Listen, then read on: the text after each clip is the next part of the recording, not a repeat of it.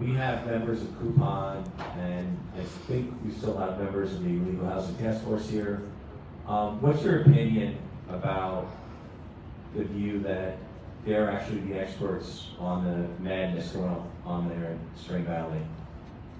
Well, historically, you know, with their expertise in what they have accomplished over the years is gratefully beneficial, or will be gratefully beneficial to Rockland County, to the village of Spring Valley.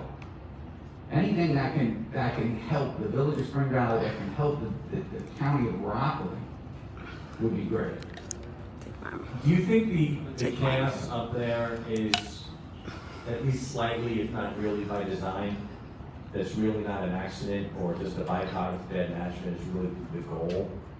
I think it's a bad product of mismanagement.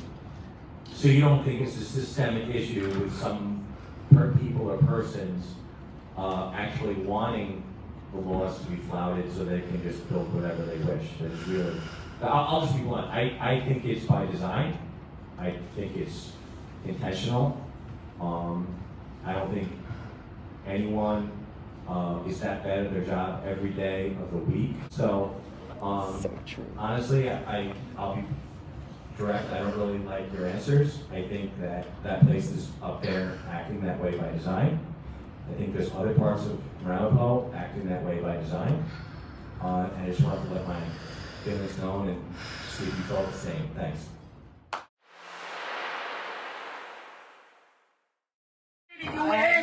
I have had enough! You can go to hell! You have a fucking question on everything I do! Shove it up your ass! But I'm finished! I've had enough of you and your bullshit! I don't want to go to any more fucking meetings! I've had enough! Fuck it. Fuck you! And that's official! You can go to hell, I don't give a shit what you do, how you do it, or how you vote from now on! Shove it up your ass! I attended that dedication yesterday at the Hillcrest Firehouse in honor of 𝗪𝗏𝘁𝗲𝘀𝗁. Yes. And it was quite emotional. I must say the family was there and some tears were flowing. But the thing that bothered me most was the Ramapo supervisor showing up, saying a few words, that miserable hypocrite.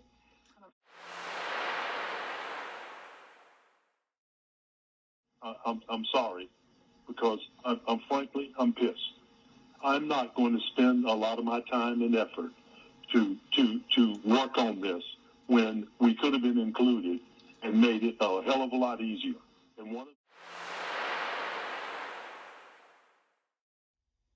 And good morning, Rockland County. I believe I have Gordon and Michael. Good morning, gentlemen. Good morning. Good morning, gentlemen. So it's interesting. So I think anything unusual happened this week?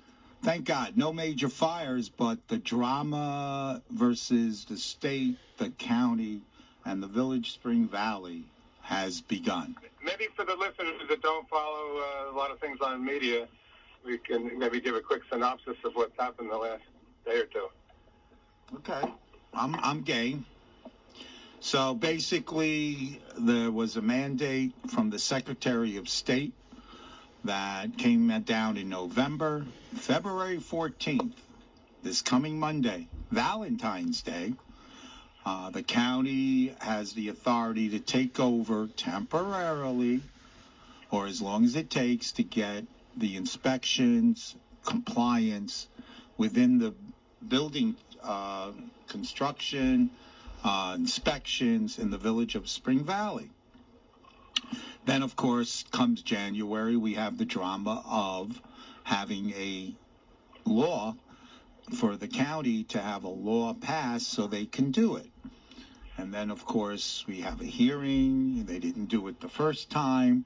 Then there was another one. They passed it. They did some public hearings.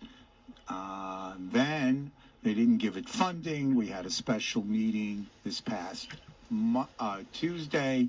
We got the funding. It's smooth, you know, so they like to create drama. So they signed an agreement with the village and the village had a signed agreement with the county. So Mr. Day and the crew decided, well, we got a signed agreement. Let us go and pick up the records. Hire a moving company. They go to the village, a village of Spring Valley. And guess what? They're not allowed to pick it up. And the drama starts again. Hey, this is where a moving truck came by earlier to Village Hall ready to pick up those documents. It left empty. County Executive Ed Day just had a virtual meeting with the village and the state to try to negotiate for copies of the documents so the county can get going with inspections for the thousands of buildings it's about to be responsible for. A November order from the state makes it clear the village has to cooperate with the county for a smooth transition.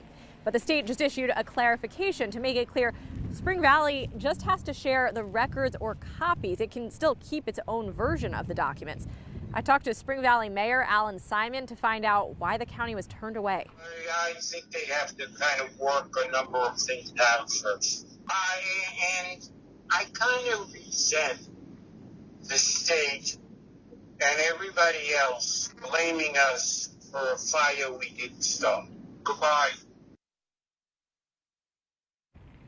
Hanging up there, you saw he's referring to volunteer firefighter, though Jared Lloyd's death, which was almost a year ago in March. A lot of people blame the village and the building department for that fire and for his death because a building collapsed partially as he rescued people. Simon, like you heard, hung up before I could ask him more, but this is just another hurdle in what is a long battle to right the department. County Executive Day says regardless, the county is ready to take over. It will take over come Monday. Reporting in Spring Valley, Veronica Jean Seltzer, News 12. And it's just a crazy. The state either sends in their enforcement and hopefully, they get everybody in the same room and they have to do it. And we'll see what happened Monday. According to the report this morning, Ed Day said that they had an interesting conversation back and forth. I think the lawyers that the Spring Valley have were insulting, disrespectful, and Ed Day let them know in the Ed Day fashion. And hopefully Monday we're going in. So who knows? Stay tuned. But the question... Listen, I assumed that they were going to use some type of legal means to stop this from taking place. Oh, that's still... wait a second. That still can happen. No one says it ain't. Right. So as we get back here, the problem is, what do they got to hide? If they're doing everything well, what do you got to hide? Well, I think there are people behind the scenes that are scared. Oh, wait a second. We got to use some words here. Lobbyists cannot use. I cannot use hidden persuaders. But the lobbyists or the special interest groups, block vote, whatever, are making sure that this doesn't go through. Well, block vote includes a lot of citizens. I think a lot of these people don't know. They're busy working. They're told who to vote for. But I think there are wealthy people who have, and others who have a lot at stake here, and they're scared to death of what's going to be uncovered when Ed Day's team gets in there and starts to really dig into the what's been going on. If they're allowed, like piercing the veil of the corporation or getting a peek behind the curtain, kind of a thing. That's why I'm excited on his hire of Ed Markunas, because besides that, he was a former mayor and he understands the nuances. He also has a law enforcement background, and one of his mottos is he cannot be bought. Yeah, he said that at the legislative hearing. It's sort of like Jim Elsick, which they hired him, and I know he left the position open for a while. I think he was a former federal marshal, retired, and it comes in handy because this is really enforcement and doing detective work and details, so you can get convictions and things of that nature. So I think that brings a lot to the table, knowing how to. And we have a lot of people that are going to have in their toolkit. It's going to be a combination of RCI, consumer protection, and of course, code enforcement. Well, that remains to be seen if they're. The county has those tools. That's one of the things I would like to be able to sit down and talk to the powers that be. You know, if and when this actually takes place, and they actually get control of everything, I think that yes, it makes certainly the wise thing to do would be use all of available county resources, which can be utilized very effectively, and it'll save the taxpayers, the other taxpayers, the ones that work and pay their fair share of taxes. It'll lighten the load and bring in some substantial amounts of revenue and cost cutting. So, but we need to get to the right people. There's a few things that's going on that. One second. Let me just correct. I have a bad thing with names, so let me just correct it. Ed Markunas. So I do want to say his name correctly. A lot of people seem to be having trouble pronouncing his last name until they get used to hearing it. Okay. So sorry, Michael. Go ahead, Michael. Continue. Well, one thing is to take this to end, you have to understand what's happening now. One of the things that's happening now is some of the more aggressive slumlords are displacing people now as we speak, and they're hiring unlicensed people to try to bring their places up to what appear to be in the code. Wow. Now, those people that they're displacing, there need to be a process in place to help them find a place to live. Well, what we did in the past was we worked with the Catholic Charities and a person that reported to Ed Day, believe it or not, in that area. And she's since retired. But what's going to happen to these people when you go in and you find these 10 families in a legal two-family building? What's going to happen when they displace these people? Where are they going? What efforts is... Michael, in the past, this has happened too, but maybe not on as grand a scale as this could be possibly. I think they're going to uncover, a tremendous amount of illegal and dangerous dwelling units. In the past, though, we have kind of encouraged the landlords who frequently own property all over the place. They have massive. There's one fellow who was bragging a few years ago. He had 1,000 units. And we caught him. Yeah, and he's now in 𝗟𝘂𝗏. We tried. This is what we do, and I reported it to the Consumer Protection because the 𝗟𝘂𝗏 Building Department. Well, that's another whole topic. So No. But what I'm saying is, it's this man's company that is coming in at 3 p.m, working till 11 o'clock, is converting a 3-bedroom house. Well, let's talk about that in 𝗟𝘂𝗏 and the overall situation. But yeah. Michael's talking about the human aspect of what happens when we find people who are living in these hellholes and they have to be forced out. What do you do with them? They don't go. I think the first line, instead of the taxpayers funding it, these illegal slum landlords should find apartments for them. If you have 1,000 apartments, you can probably find 5 or 10%. Oh, you mean like the Avon Gardens when they promised they can come back and they're not back? And where did that community go to? Nowhere. That's another whole topic. But you're making a point, and the new Avon Gardens site is mind-boggling. That, to me, is going to be a telling point how this task force from the county is going to work. Because that building... Justin? Yes? There is... One of the reasons why I thought that we should be involved in this is because of the on-the-ground knowledge that has been gained of years of going through this stuff and understanding what the real problems are. As an example, if you were to talk to the people that went to the ZBA meeting, the Zoning Board of Appeals meeting in Spring Valley, Tuesday night, was a total fiasco, okay? They're still doing the same things that they were doing before, approving all kinds of stuff while not allowing people to object to it. It's just a fiasco. And that's how the lawyers are running these things, and they have no documentation in these boards, and they're allowing the lawyers to run it. But Michael, to your point, I disagree how this was set up for the county takeover, and there's nothing we can change, but the county still hasn't taken over yet. Starting Monday, we'll see where it goes. Well, And my point is, Gordon and I had a couple of frank conversations with Ed Day. Failure is not an option. So we can do two things. Once we know, and Michael, if you want to speak with Ed, he's at the Fire Training Center. The door is open. He will listen, and we can hopefully, give him some insight.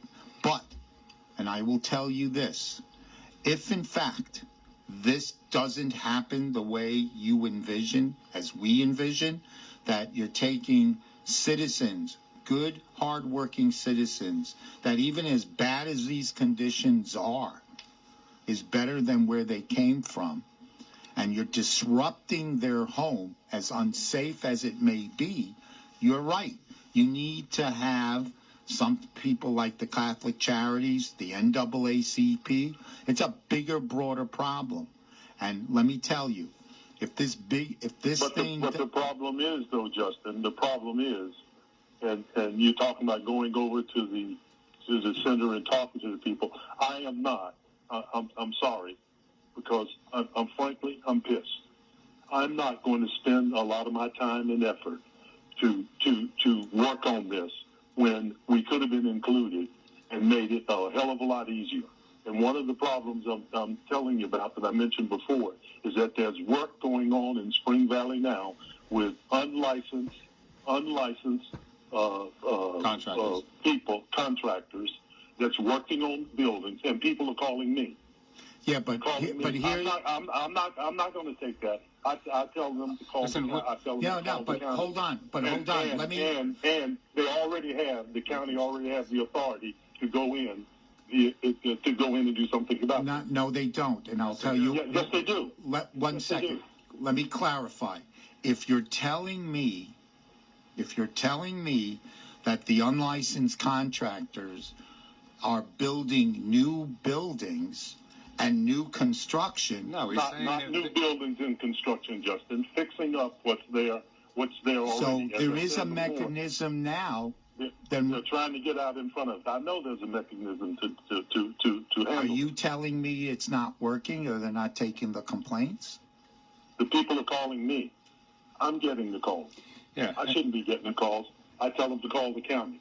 So what number do we tell them to call? It's the RCI I just tell them to call the county and contact RCI. Okay. So there's a pattern here. Ramapo has kind of started it. That people move into a cellar. A cellar is different than a basement. Frequently, there's only one way out. The stairs going up to the first floor. Say they'd open something in the kitchen. Yep. So like it happened in, I think, Mount Vernon. They have a fire in the upstairs, and you can't get out. You're trapped downstairs. Maybe they have those little tiny basement windows. It's impossible to get out, especially if you're older or very large. So the Ramapo has been saying, oh, just put in escape windows, which is you dig a big hole next to a cellar window. Maybe put some stairs in, and you've got a second way out, and smoke detectors and stairs detectors, and you're safe now, even though the work wasn't inspected to create the apartment. So it's a big scam. It's just a big scam. It's smoke and mirrors. And getting back to the original topic of discussion, there are people that are scared to death that Ed Day's team is going to be successful. They don't want him to be successful. They're going to do everything they humanly can to stop it from being successful. What are they hiding? What are they hiding? Yeah. Well, there's a massive amount of wrongdoing here on federal level, state level, and county level, and just from a human level of what's right and wrong. And you're right, people come here from another country, and they're living in a garage with space heaters, and it's better than where they came from. That's pretty sad. Yeah, and Michael's right. Those people need to be taken care of. Now, I see the mayor of Spring Valley is saying, and 𝗟𝘃𝗲𝘀𝗄, as the legislator, has been saying something similar, that the deaths of Jared Lloyd and the senior that was living there weren't caused by the building department, lack of enforcement. I disagree. Yeah, so do I. So do I. And even if it wasn't in this case, so we're going to wait till it happens in one of the cells? Of course. Yes, that's the logic. Because Nothing happened. No one died in Marty's supermarket, although it was a close call. Yep. So, well, what's the big deal? Right. So, and I got to meet Ed Markunas when Ademar was cross-examining him at 2 legislative meetings ago, and I felt it was embarrassing. I went over to just introduce myself and, I guess, console him a little bit. And then I bumped into him at the training center. He seems like an honest guy who's sincere. He's going to try, but he's got some gigantic challenge on his hands here. And Michael's right. We are doing all this work as volunteers. You have an army of people that are elected, appointed, and paid, and have the authority and on all levels of government, federal, state, county, and local. They're either doing nothing or they could be doing a lot more. They should be doing a lot. This problem is out of control, and the people behind the scenes are trying to prevent the proper enforcement of these fire and building codes are desperate. And why would anybody be against building and fire codes? Almost every one of the fire codes in particular were enacted because people died. There were tragedies, and like down in the Bronx, when 17 people died, I heard 2 more died, but there's Senator Schumer and our new mayor. How can we keep this from happening again? And the codes that are in place now would have probably saved them. Right. No, they were the requirement for sprinkler systems was the building was built probably just before sprinkler systems kicked in, or as in a community just north of here, they built the building just to a fraction of 1 square foot below the required square footage for a sprinkler system. We have a caller, so let's see who it is. You're on the air. Okay. Good morning, gentlemen. Good morning. Good morning. How are you? Not good. All right. Well, it could be better. Always. Listen, I'm listening to the comments, obviously, and it appears that the person chosen to head up the remake of the department cannot be bought. And that's a good thing. That's something I recognize. But I would hope that his position as being an ex-police officer, et cetera, would make him immune from interference, whether legal or otherwise. Or what happens in Spring Valley and other communities in Ramapo, the elected officials interfere with the enforcement by telling inspectors what they can and can't do. And well, I can tell you that's correct. You're preaching to the choir.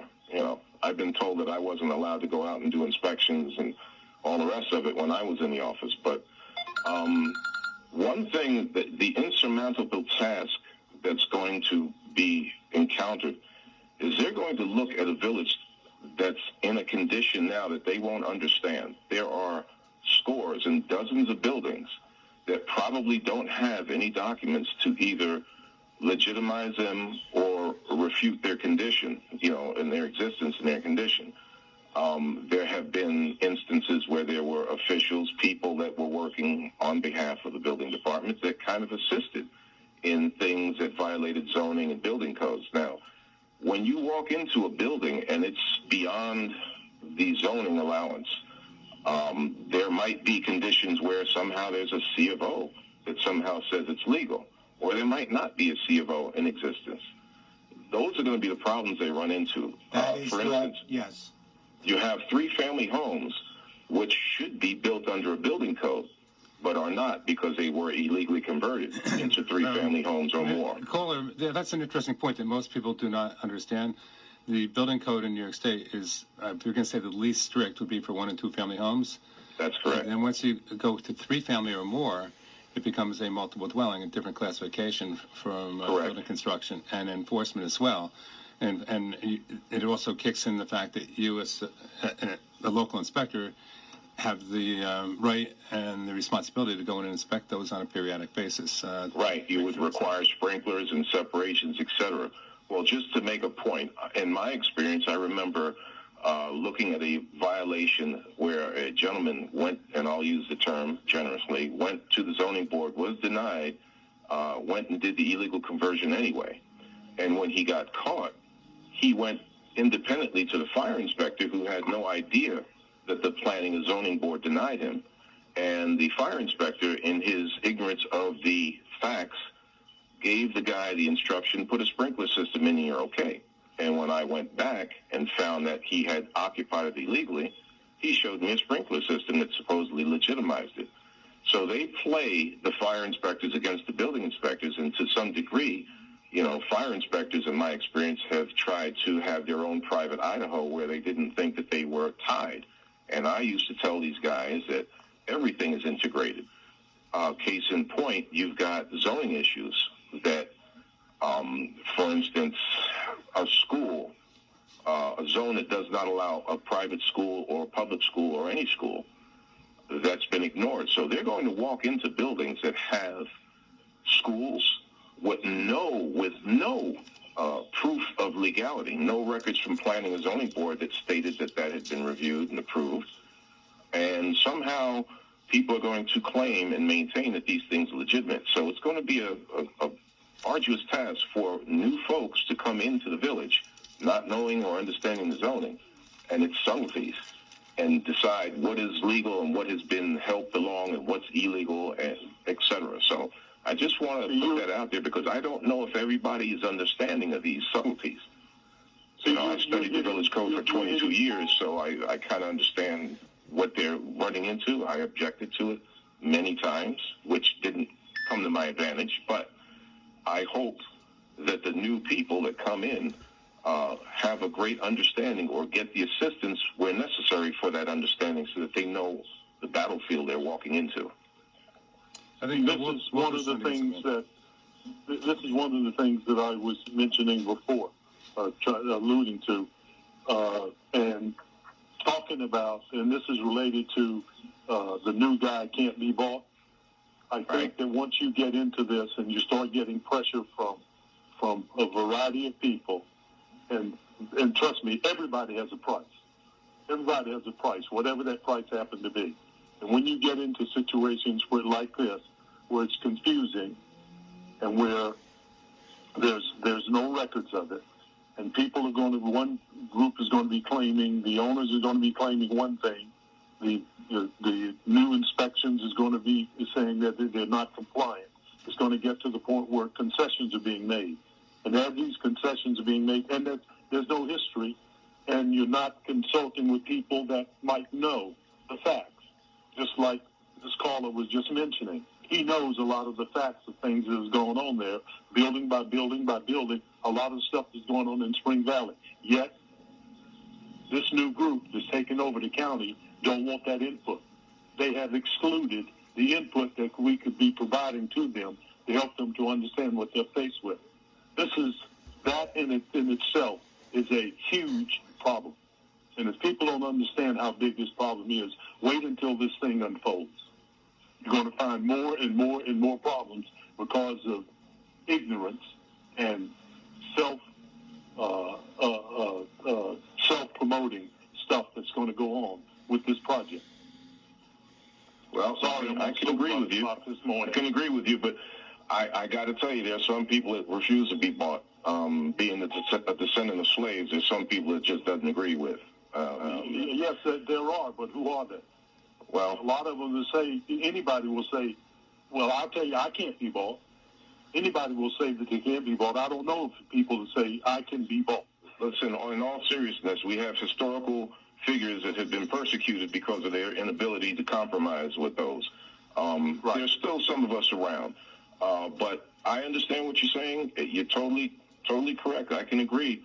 I just hope that they take it seriously, because compromise is not congruent to people's safety. And when somebody ends up dying because somebody overlooked or made a compromise and allowed or a concession to a particular premises that might be a 7-family home instead of it being a 2-family, for instance, then everybody's going to, claim that it was somebody else's job or they were unaware. And that's not what the whole idea of codes is, Yeah. All right. Speaking of codes, anybody that wants to join the Village of Spring Valley Task Force, please put in your application. Or if you don't have the courses, we are going to announce shortly. You can put in the application to the New York State education. It's not the education, but it's county personnel. Not so much county personnel. First, you got to have certifications. Well, first of all, I thought they said they were willing to train, but so there's still openings in this. We're looking at hire 12 part-time, full-time. Yep. So there's still openings. Yes. Right. And how they could reach out to the Fire Training Center. Fire Training Center, Chris Skier. 845. I thought they announced that they had hired 12 people. No, they're looking. They didn't hire. They're in the process still. Yeah, I'd heard that they. So let's get the training center number 845-364-8800. So if you're looking for something to write with, 845-364-8800.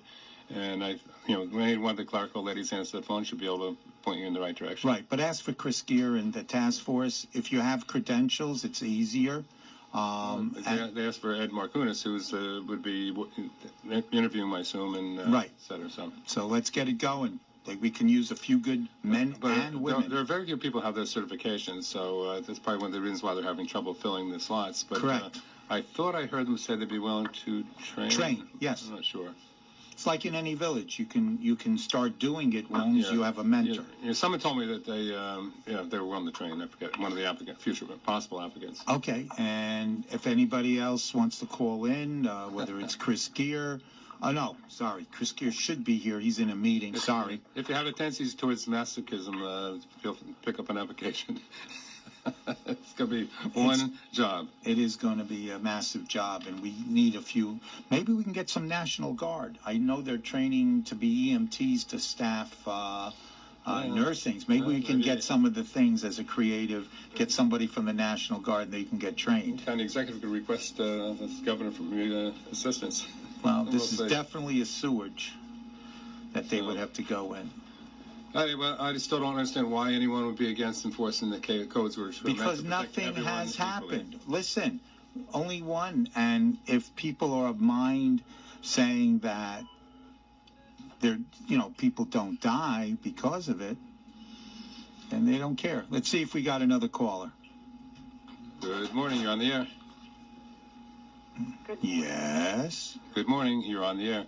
Yes, I'm listening to all the information and about the village that won't release the records. Did you say there would be a court order for that? Or? Yes. Okay. That was a state order from November 14th that they're going to get it February 14th. Well, it wasn't a court order. It was a state mandate. Yeah. It's like they got to do it. Yeah. And which is interesting, I mean, Ed Day don't spend money if he doesn't have to. Trust me. Right. But you sign an agreement that you're going to turn it over, you hire a moving company, and the truck shows up, and they don't put it in. I'd be. It was pretty sure it didn't cost any money. I'm sure that they came up with their idea how to install this, and right. And we'll see. It's going to be interesting to see how it plays out because yes, the building files are voluminous, they're gigantic, especially in a commercial building. All the records of inspections, right. Plans. Because it's not electronically anyway. And it's not like you can't just go to a Xerox machine and they're going to have to take a roll of 20-page plans and get those. No, you need a wide format machine for that. Well, how do you know that these records are going to be, not destroyed or changed? That's what the rumor going around. And what happens with, say you uncover records and you find a lot of illegal apartments, a lot of people living in them? What happens to these people? That's another problem. No. That is the biggest. That is the biggest problem in that they have done. We promised Avon Gardens. I'll never forget. That was one of the last few zoning board meetings I was allowed to attend. And then. Oh, you're not allowed to attend? I'm not allowed to attend. I get arrested. But Michael Miller was bringing that up before. You're talking about discrimination, which has always been brought up in these issues that we're discussing right now. There is a group of, I guess, a few hundred apartments in a garden apartment complex called Avon Gardens. And it was like the United Nations. It was a beautiful, that was purposely led to become inhabitable. Well, it was built in the 60s, and then but there wasn't any inspections. Let's get it through. The wall separations, they condemned the building. It was planned, and they were complaining year after year. So don't. We're talking about discrimination. The discrimination is very simple. The people that were there were diverse. That's where we get the volunteers from. They kicked them out, and they don't come. And what comes in is not the same that went in. That's what Right. Michael was trying to talk about before, and that is discrimination when you have a diverse group of people living in a complex. And they were. And apparently some of them were promised, they refused to get out and help construction. I think I remember reading about that. And then some of them apparently were promised they would get units when it was built. None of them were built. So all those people were diverse are being replaced by the same type of people. Right. So they weren't suitable for one group, and they were kind of kicked out. But all of a sudden, another group came in, and it was fine for them. Right. And the problem is, this is it boggles the mind that in Westchester County, the federal government stepped in and saw there wasn't the right part of housing. Why in Rockland County we don't have that same protection for a diverse community? Go ahead, Michael. Go ahead. I'm listening. Well, I wanted to use a word that you can't use, Justin. You do what you want to do. I'm told I can't use it. They didn't tell you. I'm held at a double standard. Well, this is your program, so I will abide by that. It's okay. But you got a freedom of speech. I don't go ahead and whatever. Go ahead. But even the rebuilding of this place is for an insular community, and the agreement was for 𝗟𝘃𝗲𝗀𝘀 what they were going to build on the existing infrastructure for the buildings that they tore down. The footprint. They didn't abide by that either. No, they did not. They didn't abide by that either. And they're still not. And so you ask yourself, where is the ultimate authority? Who can do something about this, or who has the chutzpah, the guts to do things, to make the community builders to do things according to the law, according to the agreement? They say anything before these boards, through these town boards, planning boards, zoning boards, and then they go and do whatever they wanted to do. That's evident as we look at the buildings here on up the street, across the street from the Ramapo High School. They said they were going to do one thing, and they did totally something different. And the town knew it, and they looked the other way. In fact, I think the building inspector knew it and wouldn't do anything about it. So they got a group of people, of people that lived near there, that took them to court and sued them, and won. And Michael, you and I had a lot to do with that. It was all Orthodox people formed a group called 𝗪𝗏𝗏, sort of an offshoot of Coupon. They were very brave to actually do this. And I'll bet you that those basements are, in some of them at least, are probably apartments again. Yes, they're occupied. You can see the lights on them in there now. But legally, for the listeners, legally, the zoning was in place for years on that parcel. Would have allowed, I think, around 8 one-family homes on 1/3 of an acre or so, and they got a change through the town legally to build 44 semi-attached homes, and you could see there were going to be apartment houses, and ultimately the judge ruled there could have been like 200 there. And he made all the illegal work taken out of the basement. Michael, I just want to make a clarification. I just want to make sure that I'm getting a text. It wasn't that the county is hiring their own fire inspectors. There is no hiring of the task force. What we said was we wish that before everything is having a seat at the table, the task force has information, would like to have been asked, not hiring. There is no special task force. We don't have any payroll. So our payroll is zero, but and it's not. We're all volunteers. That's right. In order to do this job, you need to be a certified code official. Right. And the training is fairly extensive. It's a lot of hours and tests, etc., quizzes and tests. But they would then, I assume, the county is looking to contract with. Right. For fire inspectors, building inspectors, and code enforcement. Right. So they're not hiring there is no hiring of what we call a task force. It is a takeover, not to be confused. The Illegal Housing and Private School Task Force is giving information. It wants to work cooperative.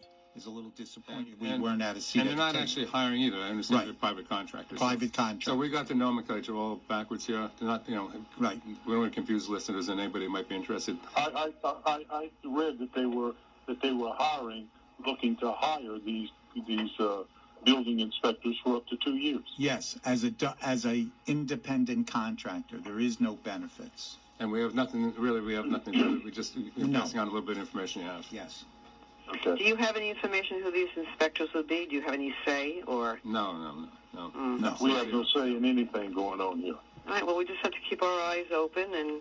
Keep the feet to the fire, but the leaders that are entrusted, I do have faith in Chris Gear and Ed Markunas. Okay. Yeah, we bumped into him, informally, and that's how we got the little bit of information we're giving out in our convoluted way. Yes. But it would be private contractors the town would be signing an agreement with for right now up to 2 years for an hourly rate, et cetera, et cetera. So, but get the details from the people, the experts. Right. So what is the number at the training center? 845-364-8800. Yeah, and they'll supply the information.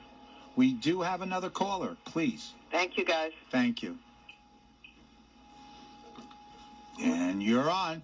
Good morning, everybody.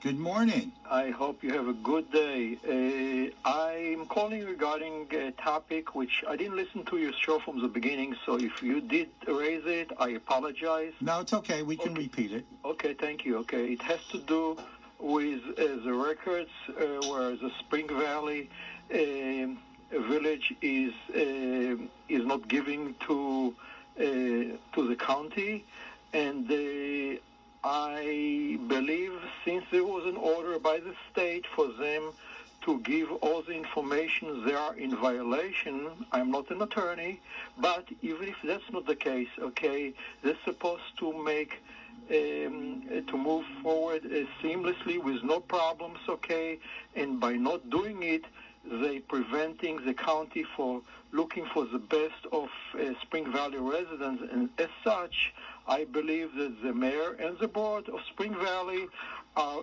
breaking their, their responsibility to the residents of Spring Valley and should be removed by the state immediately. Oh, now, that is, I wish. Some common sense. Well, that's common sense. Citizen common sense. I would love that to happen. And nobody has that anger. Nobody has anything other than a few minority, tired old, beating of the drums, ranting for that to happen. Jared Lloyd's mother showed her and her family members. Jared Lloyd's mother. Their frustration. Yes. And why can't anybody get it through their moral fiber? That's what should be done. And yet, we do political politeness. But you can't fire elected officials unless it's something criminal, which we think this is. Right. It is criminal. But the voters keep voting people in. The current mayor of Spring Valley got voted in again. And you can't teach stupid. Yeah, but we got one more caller. But thank you. I think that is. Can you repeat that last statement one more time, so we know that there's at least one sane individual? Go ahead. Repeat what you want to add. Okay, I like to say that since they don't fulfill their legal obligation, the mayor and the board should be removed. But that's the point. They keep putting in people like this because that's what they want. Okay, thank you. Thank you. Go ahead, caller. You're on the air. Hi, good morning. It's Bob. Hi, Bob. How you doing? Can I mention something a little different than what you've been talking about? Sure. I attended that dedication yesterday at the Hillcrest Firehouse in honor of Jared Lloyd. Yes. And it was quite emotional. I must say the family was there and some tears were flowing. But the thing that bothered me most was the Ramapo supervisor showing up, saying a few words, that miserable hypocrite. Good morning. I just want to thank Senator Reichlin-Melnick, Assemblyman 𝗪𝗏𝘀𝗲𝗃, Assemblyman Lawler for introducing this legislation, which will serve as an eternal memorial to Jared Lloyd and the sacrifice he gave. His legacy will live on not just in the naming of the street, of the roadway for him, but in the many lives that he saved on that fateful day last March. Thank you. A hypocrite, and I'm surprised he didn't show up with his assistant because she does more of the talking.